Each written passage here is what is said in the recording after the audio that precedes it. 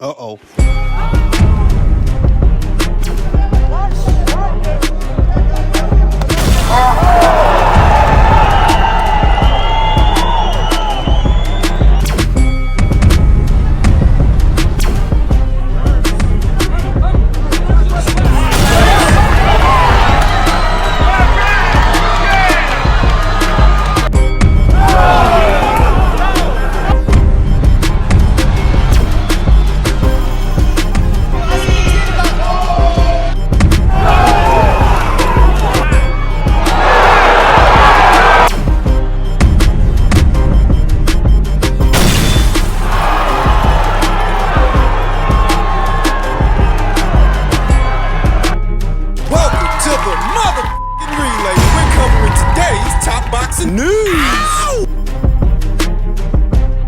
We'll start with this. A few harsh words from Carolyn Dubois to former undisputed champion Alicia Baumgardner. Carolyn said, Alicia Baumgardner is quick to dismiss Claressa Shields, a multi-weight undisputed champion, but terrified to step up 5 pounds and challenge the best about. Talk is cheap, but greatness is undeniable. Carolyn, all you do is talk. And what's supposed to make you so great? Tell her to call me when she wants to talk about greatness. And what's supposed to make you so great? She's acting as Claressa Shields' attack dog because she admires Claressa Shields, she idolizes her, and she knows that Alicia and Claressa have some sort of a beef. Trying to interject herself into that conversation for a fight with Alicia when she's gonna move up is not your problem, because you've got a champion right there. This is why I've lost a lot of respect for Carolyn Dubois the last few months, because she doesn't keep the energy for other fighters that she should keep for Beatriz Ferreira, who wants to fight her, who wants to unify titles with her, but she's always focused on somebody else. She's focused on Alicia, or maybe she wants Terry. Beatriz wants you! Do you want to fight her? It really doesn't look like it. Beatriz Ferreira was in action not but a few days ago in her native Brazil against Uruguay's Mayra Moneo. And as I predicted, Beatriz won. Though because the fight didn't have a U.S. broadcast partner, it flew largely under the radar. I gather that this is Carolyn's excuse to not fight her when Carolyn is not a big name herself. Nope. Not yet. But in fighting her, you could make a name for yourself. Alicia's got that fight coming up with Canada's own Layla Boudoir, a defense of her remaining 3 titles in the super featherweight division. I'm not against Alicia Baumgardner moving up afterwards. I don't think there's any reason to stay at 130 anymore. The fight with Layla is for 3-minute rounds. That's why Alicia dropped her WBC title. If she is to at some point move up and fight Carolyn, if she aspires to win that belt, it's gotta be for 10-2s. Not 12 threes. The WBC has made it clear they will not sanction a women's boxing match for 12 3-minute rounds. I'm not against Alicia fighting Carolyn. I'm against Carolyn acting like she has any say-so in the matter. I'm against Carolyn acting like she's some kind of top dog or top priority. You haven't proven you're the best at 135. You are but one of 4 champions at 135 pounds. MVP has not won, but 2 prize stallions already there that Alicia can fight. You're not important. You talk too fucking much. Way too fucking much. Talk about fighting Beatriz. Talk about that. You want a big opportunity? You want to act like you're a standout? Do something to stand out, because right now, you're just another girl at 135 with a belt. There are 4 of yous. What the hell makes you so special that you need to be a priority to Alicia, that upon her ascent to 135, she needs to go fight you? She can go fight Stephanie Hahn. It's not that I don't want Alicia to fight Carolyn Dubois. I would love for Alicia to shut her up. I just don't like Carolyn's holier-than-thou attitude. You're literally ducking Beatriz Ferreira, and everybody knows it. You're trying to age her out. How could you feel ready for someone as experienced as Alicia Baumgardner, but put Beatriz Ferreira on the back burner? Beatriz is less experienced than Alicia, so you should want to fight her. Stands to reason. If you think you're ready for somebody like Alicia, then you should definitely be ready for somebody like Beatriz, but whenever they bring her up, you want to put it off. Because you're a coward. Because you're scared. You're scared and you know it. That Brazilian's got your heart. You're scared. So spare me the sanctimonious trash talk about greatness and being the best about. You've proven neither. You're just trying to win brownie points with Clarissa by acting as her attack dog. Speaking of Carolyn Dubois, BOXXER fighters, it was announced earlier today a game-changing deal for British boxing. Riyadh Season has agreed to a major partnership with BOXXER to support the new era of UK fight nights, delivering big events and homegrown stars to millions of viewers on the BBC. It is widely understood that even though BBC is a big and well-known network in the United Kingdom that theoretically has a lot of reach, they're not giving BOXXER the same budget that they were getting on Sky Sports. This new deal with Riyadh Season can help to account for the difference. Make up for the difference. What money they're not getting from BBC, they can now get it from Riyadh. It was just the other day that former fighter turned trainer Anthony Crolla highlighted that Turkey uses so many headliners in his Riyadh Season and Ring Magazine shows that it creates a disparity in the domestic boxing scene. That you've got a lot of guys that normally headline their own shows with their own undercards, but because they're all tied up in Turkey shows,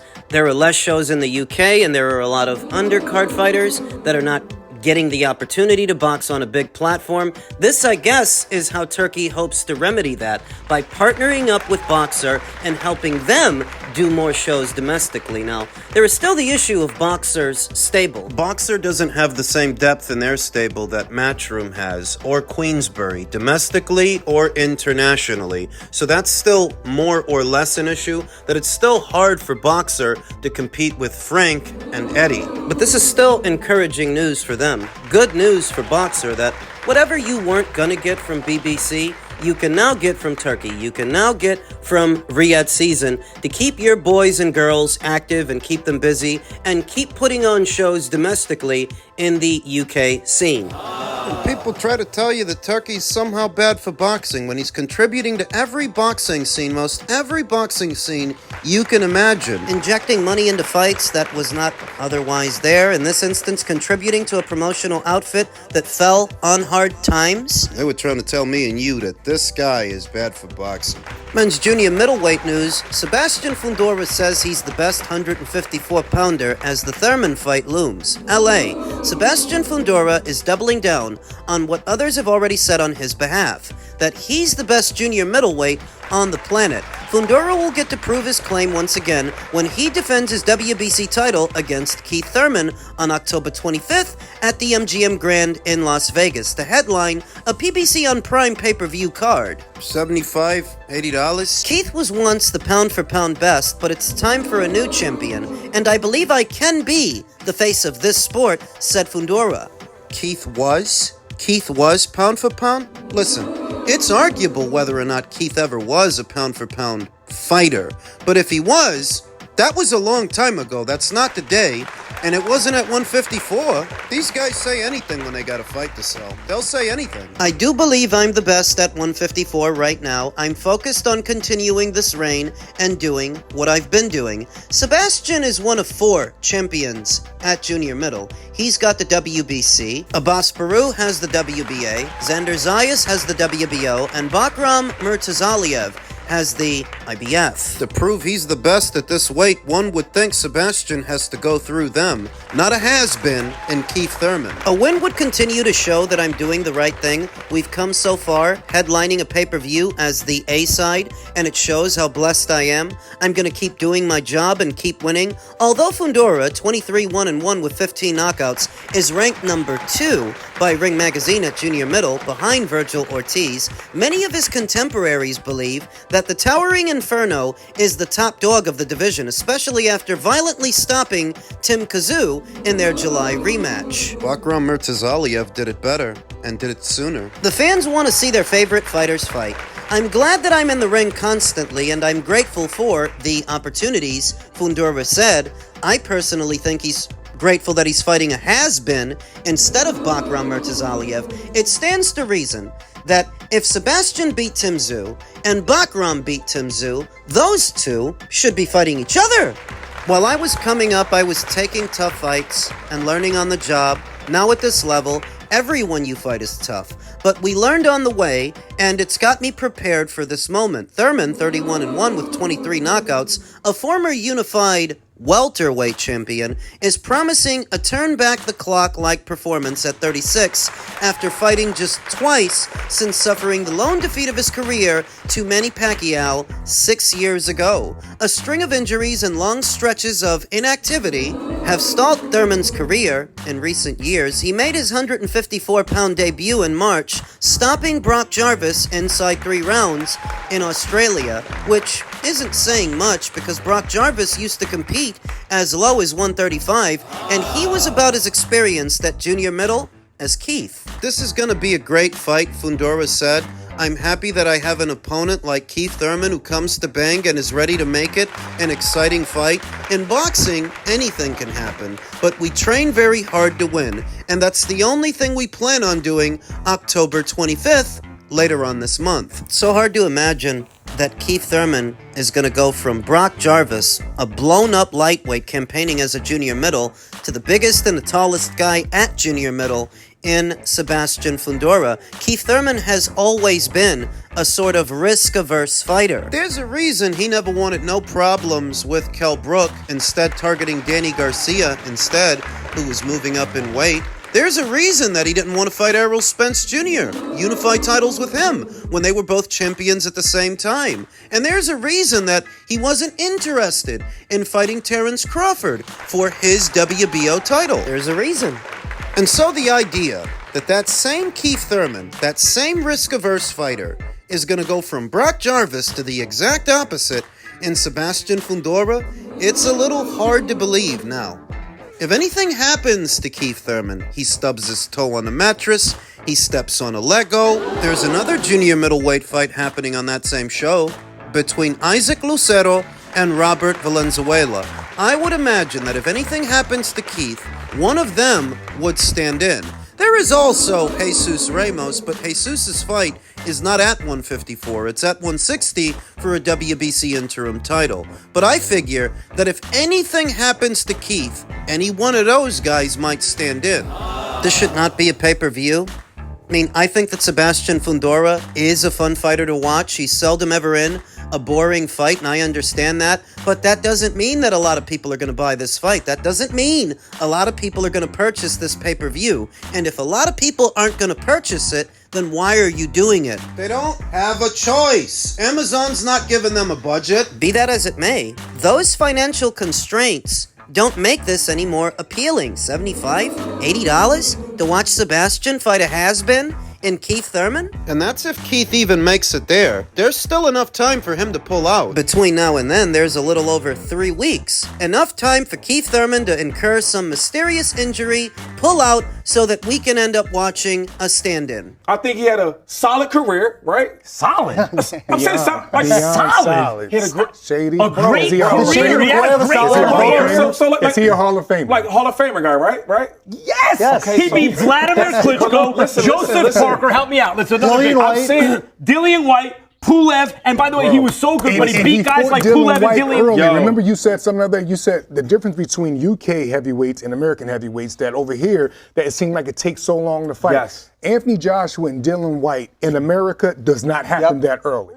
We should do a poll and let's see if he's a Hall of Famer, right? Let's see. Because all I'm saying I is, actually have- I am the only person up here though. that actually has a vote in the Hall of Fame, and I'll be voting for Anthony Joshua. We've had this conversation here on the channel more than once. Anthony Joshua, given his ups and downs, has he had a Hall of Fame-worthy career? And I've said more than once, resoundingly, yes, absolutely. He is a two-time unified champion, a two-time unified heavyweight champion who faced the vast majority of his contemporaries, save one or two, and there's still time because he's not retired. Take a head count. He fought Dillian White, Then unbeaten, Charles Martin, IBF champion, then unbeaten, Joseph Parker, then WBO champion. then unbeaten. He fought a former unified heavyweight champion in Vladimir Klitschko, who also happened to be an Olympic gold medalist, another Olympic gold medalist in Alexander Povetkin, and one of the most solid guys around for many, many years. Stopped them both. He fought another Olympian, in Kubrat Pulev, knocked him out. He lost his unified titles to Andy Ruiz, but then he won them back. And granted that he lost 2 fights to Alexander Usyk and he was stopped by Daniel Dubois, don't let those losses count against him. How many losses do you think Evander Holyfield had? How many losses has Mike Tyson had? And those are both Hall of Fame fighters. You know, a lot of Hall of Famers have losses. A lot of them. The way to treat losses and think about them, losses are going to happen. They are. Very few fighters in the sport of boxing are going to walk away with an unbeaten, unblemished record. So it's not simply the losses you have to look at, it's what you managed to accomplish as well as the losses. And I believe that Anthony Joshua is a big part of the big boom that we've seen in the UK in the last 10 years or so. I believe that Anthony was the flag bearer. Record pay-per-view sales on the Sky Sports platform. Record attendance. For the Vladimir Klitschko fight at Wembley. Record attendance at that time. And overall, he's fought in front of large audiences on both sides of the Atlantic Ocean, in front of 20,000 at Madison Square Garden, and that many more in his own neck of the woods. Some of the biggest fights in heavyweight boxing and the biggest fights in boxing overall have involved Anthony Joshua, win or lose. I think that if he retired right here and right now, he would already have a Hall of Fame worthy career. What's encouraging is he's not retired. He plans to return, and there's still time to do that Tyson Fury showdown, that long-awaited, long-anticipated grudge match. From an American perspective, when you have both Showtime and HBO competing cable networks paying $1 million apiece for the US broadcast rights to a British fight, that's saying something. The fight between Anthony Joshua and Vladimir Klitschko, both HBO and Showtime at that time paid $1 million apiece to be able to show that fight on their respective networks. Anthony Joshua did that, and he did that years ago. He went on to become one of the highest paid professional boxers in all of boxing, only behind Canelo Alvarez. So is he Hall of Fame worthy? Of course he is. Even now, if you announced tomorrow that Anthony Joshua and Tyson Fury would be fighting in the coming year, those Brits are going to show up and show out for that fight. If you think Khan versus Brook drew a large audience, go ahead and announce Fury versus Joshua. From where I'm sitting, it's the only fight that makes sense for the both of them at this point, for Anthony and Fury, when he comes back, because you know that he's going to. That's one of the few fights that make sense for the both of them. It would be a crying shame if it never happened. British boxing needs it to. I believe it will. Apart from that, there's no question in my mind whether or not Anthony Joshua has had a Hall of Fame career. He absolutely has. An Olympic gold medalist as an amateur and a 2-time unified heavyweight champion as a pro, and one of the biggest draws in all of boxing. Yes, he's a Hall of Famer. Nobody said he was perfect, but he's definitely Hall of Fame worthy.